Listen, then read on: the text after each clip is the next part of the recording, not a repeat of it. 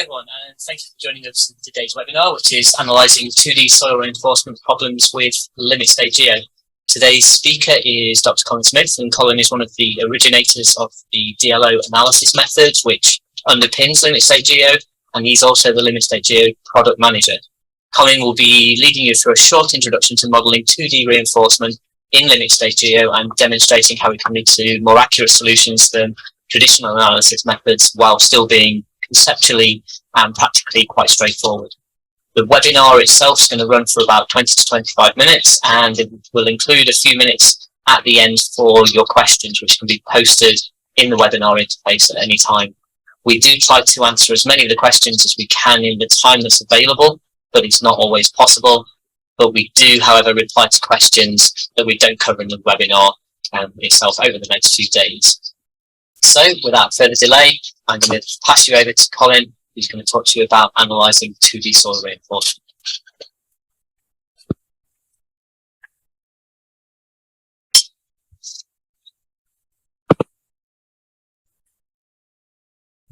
Okay, thank you, Tom.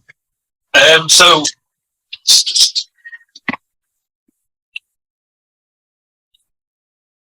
get on to the next slide.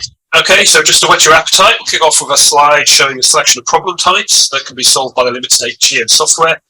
And as you can see, software has been designed to identify the critical collapse mechanism for any problem type in the form of slipline mechanisms. Now, in terms of specific content we're going to look at today, we'll be looking at 2D geosynthetic reinforced soil analysis with the software, how it differs from other methods, and how to model a number of specific scenarios. I'll also take a quick look under the hood to see how it works. So to this end, I'll primarily be using the software directly to illustrate the key points, but I'll make use of a few slides at the beginning and end for an introduction and summary. But as this is a short presentation, the main aim is to give you a flavour of what the software can do, and there won't be time to get into the details of all the software functionality. However, there will be time at the end for questions. So, quick introduction to reinforced soils and soil reinforcement types. As I'm sure most of you would be familiar, soil reinforcement works primarily by adding a tensile strength element to the soil, or equivalently transmitting load from one part of the soil body to another. And reinforcement can be one-dimensional or two-dimensional. It includes things like soil nails, steel strips, geogrids, geotextiles. And there are a range of applications for reinforcement. We've got three examples here. A nailed slope, a reinforced soil wall, and a reinforced embankment. But as I said earlier, today we're going to be looking at reinforced slopes or walls using geosynthetics. Now, in terms of the analytical approach, sort of classical approach might be to use methods of slices for slope stability problem. In this sort of scenario, we assume a slip surface, and for failure to occur in that setup, for that sliding wedge or body of soil to move, it's got to pull the soil out of the stationary soil mass or out of the sliding soil mass. So if you could calculate the shear resistance around the reinforcement, you can calculate the pull-out force, and that additional restraining force is then applied to the slip circle analysis, thus enhancing stability. So that's the general approach for sort of conventional analysis, and the same works for wedge analysis. But broadly speaking, either the reinforcement pulled out of the soil or the soil moves past the reinforcement, but essentially the relative interaction is the same. So we can model that in a very general way.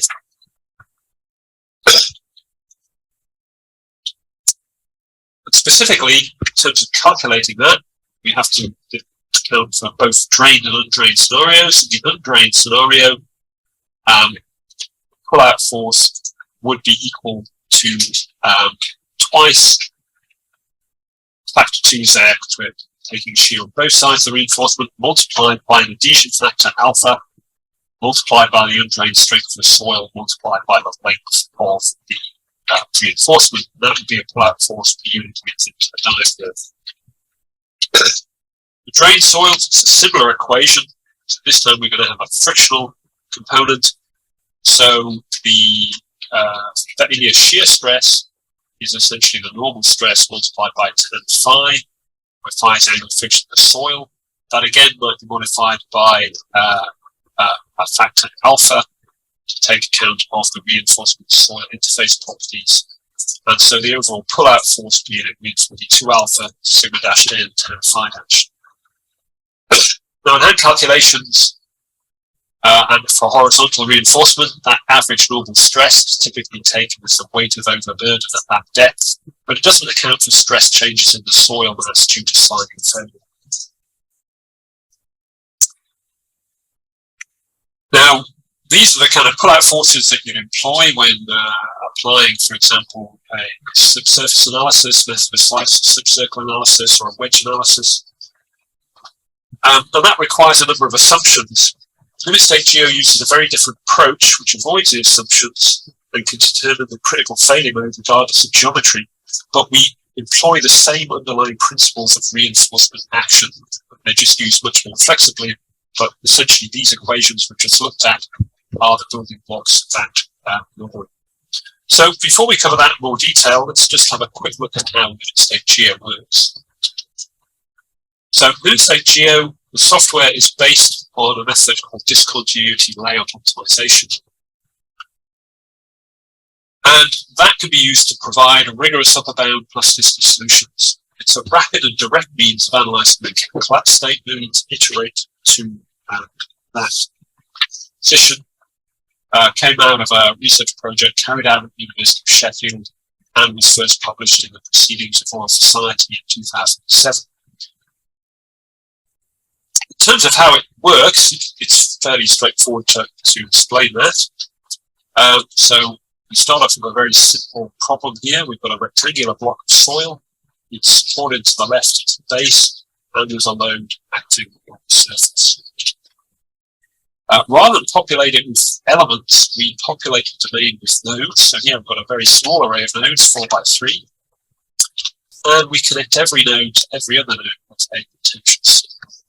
So in this case, I've got 12 nodes. That gives me 12 divided over 2, 66 possible slip lines.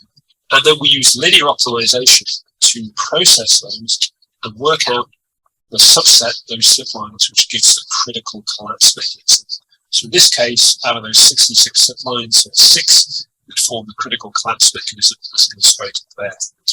Now, typically we're going to be solving problems in the software with 500, 1,000, 2,000 nodes, which means we're looking at millions of potential connections.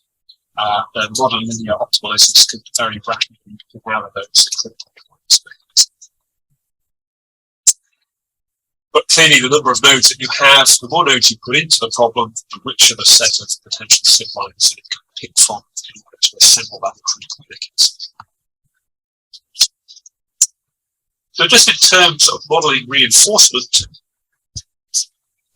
we have an issue that when we use LimitState GEO software, it can be imagined as doing a wedge analysis, but with thousands of wedges. So we have quite a complicated interaction sometimes between soil and reinforcement.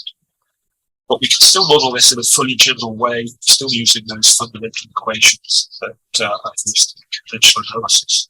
So here you can see that starting from the bottom, we have this lower sort of wedge of soil sliding past the reinforcement, and the reinforcement is staying still, and the soil is moving past the reinforcement.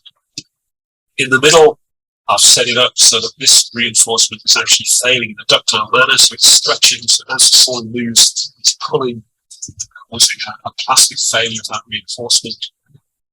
Up here, on the left, we've got the reinforcement being dragged with the soil, sliding soil mass, being pulled out of the stationary soil mass.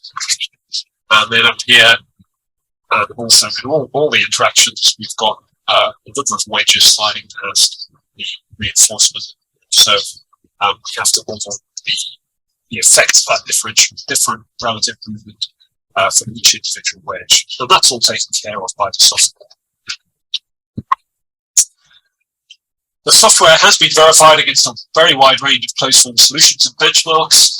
Every time the software is updated, it runs thousands of tests automatically to make sure it's doing the right thing. Over 100 of these are published on our website. Just one example here of a reinforced soil wall, comparing against the limit equilibrium analysis. So the limit equilibrium analysis gave a factor of safety of 1.5. DLO analysis gave 1.42. We'd expect it to be a little lower because DLO should find a slightly more critical mechanism. So that's a brief introduction to how the software works. We're now going to move on to modeling two-dimensional reinforcement in the software. And the way the software works is we have what's called an engineered element in the software, which we can use to model a number of different items, such as reinforcement, sheet pile walls, etc. And we model that as a flexible element with zero bending strength. We then also directly specify the reinforcement interface properties. And by doing this, this allows differential shearing to occur above and below the reinforcement on these interfaces. And the normal stresses are inherently determined by the analysis.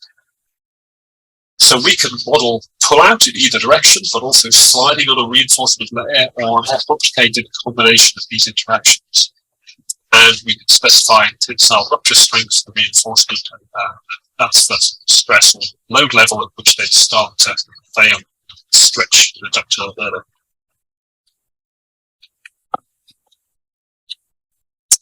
So what we'll do is an example of a reinforced slope, just to illustrate how that works.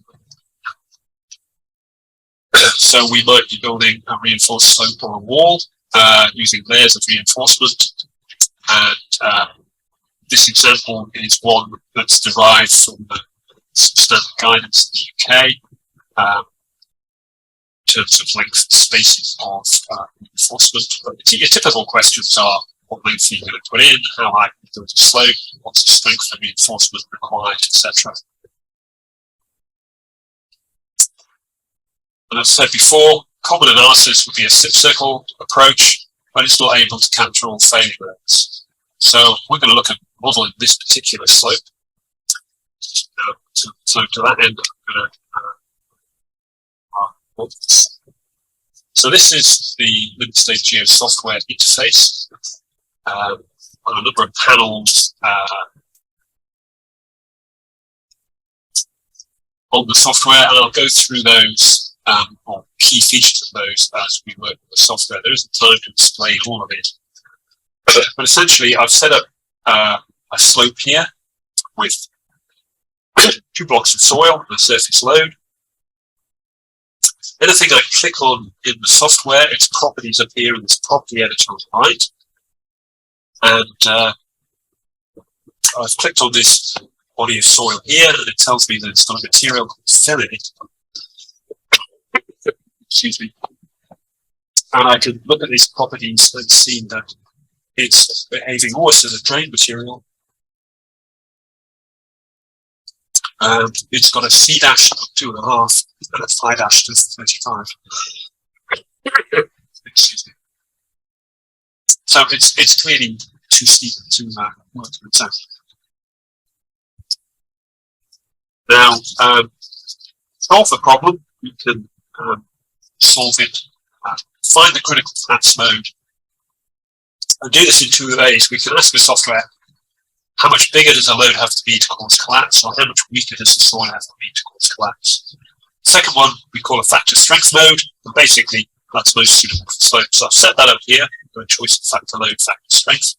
Solve the problem, just click solve, and it will iterate through a few collapse mechanisms and find the collapse mechanisms, critical mechanism, which is a very steep failure on the slope, and gives me a solution called an adequacy factor. If I click on that, you can see what that actually means.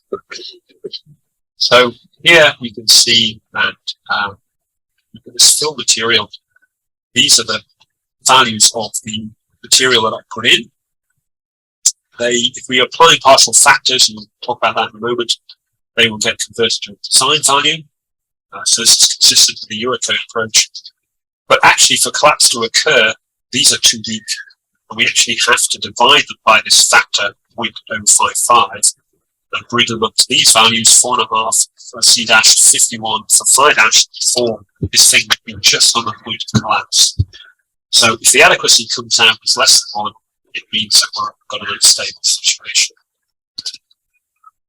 I mentioned partial factors. Just while we're looking at this, I'll show you how we do that. So we've got a thing with the scenario manager, and we can apply partial factors. We've got Eurocode factors pre-applied, so I'm going to put in DA12, which is the most appropriate for slope. And we can see that we've got 1.25 factors in C dash and phi. Then I can rerun the analysis, and I'll get a very similar answer. An identical failure mechanism, but a different adequacy, so even lower number here. And if I click on that, you can see what's happened. We have the characteristic values here. They are then factored by that 1.25 to give us the design value, and then that has to be factored again by the adequacy number to give us the value that is required for the system just to be able to do it. So we end up with the same value there, but the multiplier here or divisor has changed.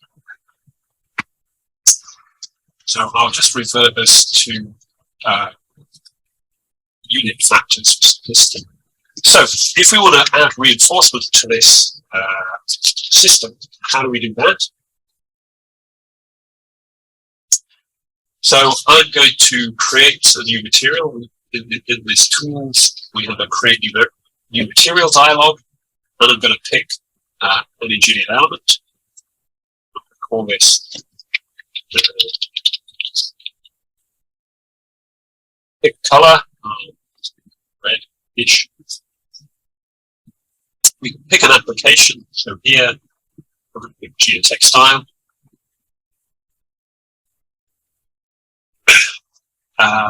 Now, there are a number of properties associated with engineered elements. The properties here, pull-out factor and lateral factor, are there to control the properties of one-dimensional reinforcement. For two-dimensional reinforcement, we don't touch those properties. We just make sure that these values are essentially set to infinity, which in the software is equal to the power of 30.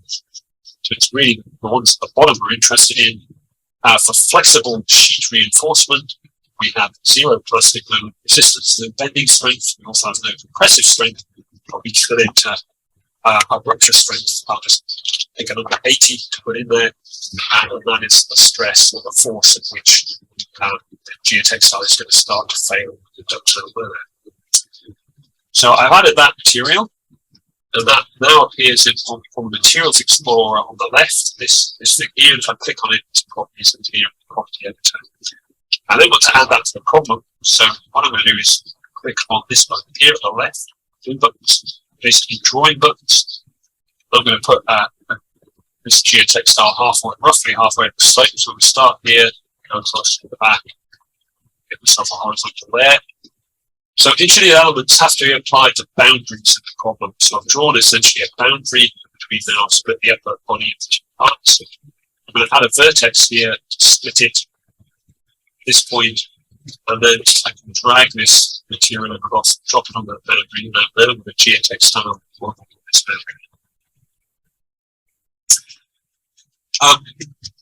Now, at the moment, that geotextile is going to interact with the surrounding soil. The interface shear strength would be the same as the soil. If I want to have an alpha factor that's less than 1, say 0.8, I need to create a new material. Here, I'm going to create what's called a derived material.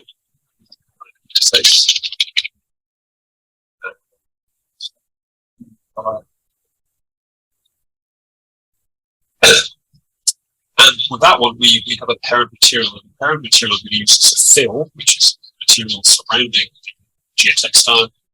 And what that does is it basically sets the property of this material to be the same as the fill, but scaled by whatever numbers I'm typing in here. So that's 0.8. So that's like having an alpha factor of 0.8.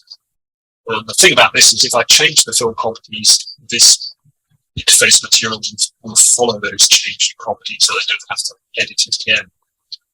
So I've got that, and then I can simply just drag that and drop that on the same area, and I click add here, and that then, if I zoom in, has an engineered element and a fill, and if I click the property editor on the right, I can see I've got material on the top, which is interface, material on the bottom, which is interface, and my engineered element. So I've reinforced that. I can now click solve to see what that does to the solution. Basically what I've done is I've split the soil layer into two parts, and we're just going to get a localized failure, same sort of scale as the previous one, but just shrunk in the most critical part. But because I've split it in two, our adequacy number has gone up. It was 0.5, it's now 0.7. Still means it's unstable. Once it gets to 1, it means the system is on the point of collapse. And the software will also display a graph of the actual force inside the reinforcement. So you can get an idea of how much strength it is. Okay, well I could spend a lot of time adding lots more elements there, but I'm not going to do that, but I'm going to call it the model. So I've just added for reinforcement in exactly the same way as I've just shown you. If I click solve, I get a solution.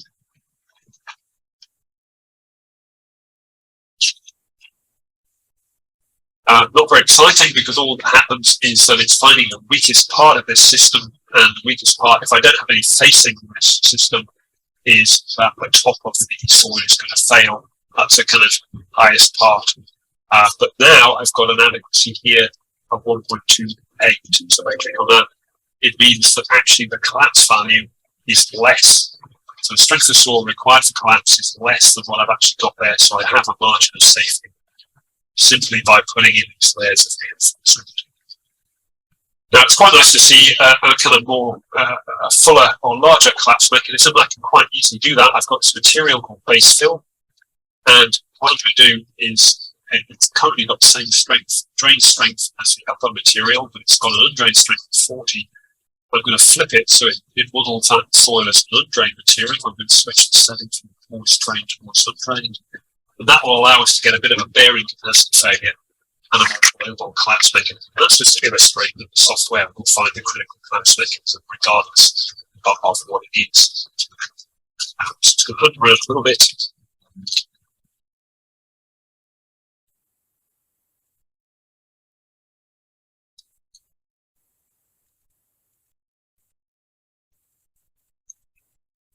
That's collapse mechanism. Our adequacy factor is just above 1, so we're just stable. But you can see that essentially the reinforced block of soil is acting fairly like a monolithic chunk of material, as we'd expect. But it's behaving more like a Gabian or a basement monolithic block on there. Okay, so that's that situation. One last model, very quickly. This is one where we've kind of optimized the strength and the length of the reinforcement. So this actually arises from some research work done, recently published in Geotechnique, looking at ways of tuning the optimization that we use in the software to find the critical collapse mechanism. Here we're actually using it to find the optimal set layout of reinforcement. And I'm really showing this to show you that we can get a more complicated failure mechanism in this case, where all elements are just on the point of failure, so we've got a kind of optimal design. And if we add in some partial factors, then we've got a decent margin. Okay, well that brings us towards the end of the presentation. I'm just going to flip back to the slides. So hopefully, in summary, you can see that modeling of reinforcement is implemented very generic way in the software. We've calibrated it against other methods like method of slices and slip circle log spiral analysis. We get very good comparisons. For model 2-dimensional geosynthetic reinforcement, we use an engineered element, specified tensile rupture strength, and we combine that with interface materials defined above and below. We can define them differently above and below if we wish, using appropriate interface factors and alpha, and use more commonly derived materials in software for that. But both those materials are assigned to the same boundary model. And engineered elements are more general purpose elements that can be used to model one-dimensional reinforcement, anchor tendons, and sheet pile walls, and that behavior is controlled by the lateral coefficients T and N, which we briefly mentioned before. But for general 2D reinforcement, we simply set those to infinity. We also set moment resistance and compression strength to 0, and we just define rupture strength as to the appropriate reinforcement. So that wraps up the summary of those, and just in conclusion, I hope you've seen that the software uses essentially the same mechanics as conventional methods such as wedge analysis, but effectively allows thousands of wedges to be modeled. There's no need to separately consider internal external failure, pull-out links, or reinforcement rupture. They're all handled simultaneously by the software, and the software automatically searches all possible failure areas at the time of solve. Hopefully you can see from the very brief show of how it works. Workflow is pretty straightforward. Very intuitive user interface. You can solve with one mouse click, easy handling a partial factor application.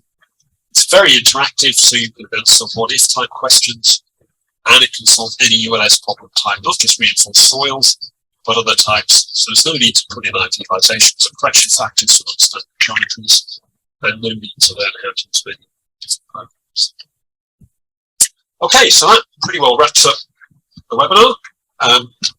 Slightly overrun there, but we've got a few minutes for questions.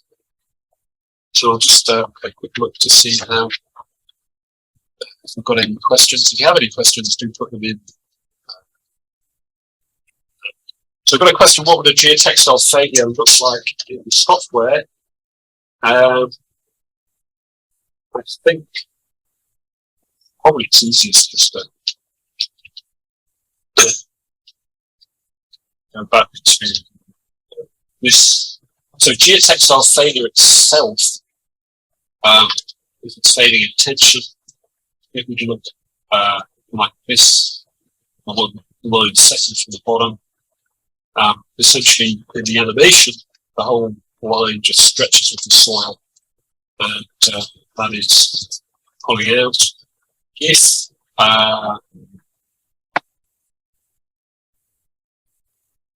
you could also, as I showed you in one of the earlier models, look at the tensile forces within the reinforcement, and you get a little plot of those occurring.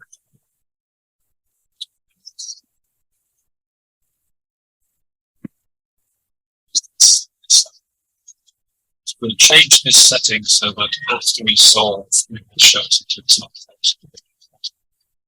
This one has been a very exciting failure. Just to illustrate.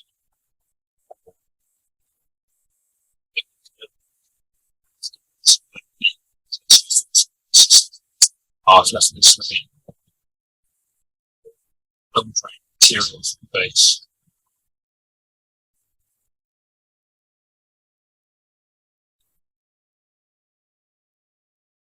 So what you do, we get little graphs of what the axial forces in the reinforcement is going to be. Generally, those are going to be unique if the failure mechanism goes through the reinforcement. You can see if I hover over these, I get an indication of what the axial force is. But so if that axial force equals the strength of the reinforcement, then it will be failing. Let's say tension effective. But to use the software, it's better, rather than looking at the numbers after the analysis, it's better to set the numbers up initially in the analysis and specify a particular rupture strength, and then the analysis will find the critical mechanism that involves that value. Is the software available free? I'm afraid not. So there is a license fee for that, but we're very happy to provide evaluation copies for a short period of time, since we're playing with software. Can we share the recorded video? Yeah, we will put the video up afterwards, so you can have a look at it in your own time. How do we determine the appropriate alpha factor to use? I'm afraid that's not a software question. That's an engineering question. So that's if you've got a geotextile and you've got a soil type, then there will be standard guidance on what sort of alpha factors to use, or you need to do a specific lab test to get an idea of what those coefficients are.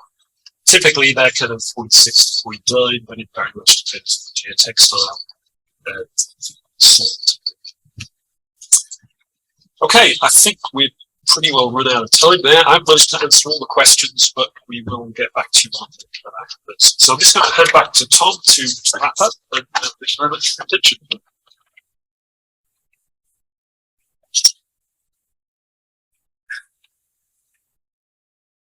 Thanks, Colin, and thanks to everyone for joining us today. We do hope you found the webinar informative, and as mentioned at the start, if it's prompted any questions that we haven't already answered for you, please do get in touch via info@LimitState.com, and we'll be happy to help. If you'd like to watch the webinar again, or think you might know somebody who would be interested to see it, we will make the recording available in the next day or so on our YouTube channel and email you with a link when that becomes available. I'm aware that some people might be experiencing some sound difficulties, so I'll try and make sure that that's cleaned up before we upload to YouTube, so that you can hear everything.